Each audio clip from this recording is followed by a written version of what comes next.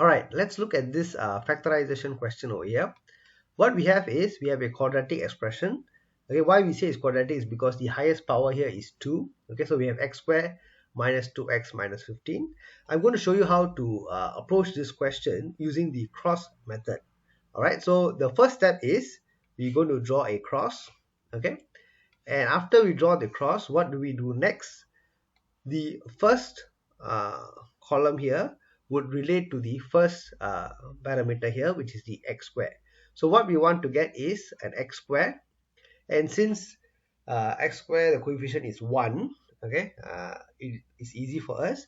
We can straight away put as x multiplied by x is going to give us x squared. Okay, so it's very straightforward. Now for the next term here, or the next column here, what we are focusing on is the constant term here. So what do we want? We want to get a negative 15. Okay, to get a negative 15, all right, let's put the negative aside first and let's just focus on the number 15. In order for me to get 15, there are two possible combination of numbers: 1 times 15 and 3 times 5. All right, now which one do we select? Okay, to make this decision, what we need to do is, okay, for this example it's going to be a bit easier because the x squared term coefficient is only 1, correct? So we only need to focus on the constant number combinations here.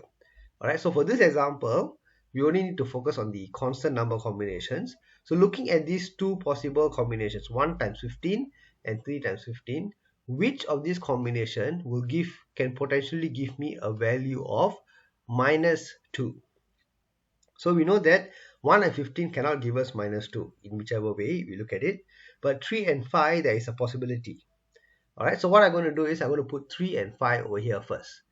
Okay, it is not complete yet because we know one of them has to be a negative, right? Because in order for me to get negative 15, one of these terms has to be a negative. Alright, but we will come back to that in a while. What I'm going to do right now is I'm going to do the multiplication. So x multiply by 5 gives me 5x. X multiply by 3 gives me 3x. Okay, and what I want here, is negative 2x. I want a negative 2x. So in order for me to have a negative 2x, all right, the way in which these two terms can be combined should be 3 and negative 5, because 3 plus with negative 5 will give me negative 2. All right, and now since I've placed a negative over for this term here, negative 5x, which means I need to put a negative over here.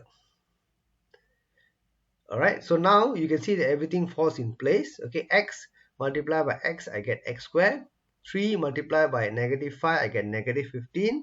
And 3x plus minus 5x, I get minus 2x. All right, so now the answer is basically the combination of the top two terms as the first factor and the lower two terms as the second factor. All right, so what do we have here? So here I don't have a sign, which means it's actually positive, okay, which we usually don't write. Okay, x plus 3, that is the first term, and x minus 5. Okay, so that is the answer. In order for us to confirm this, we can always do an expansion. All right, so x into x, I get x squared.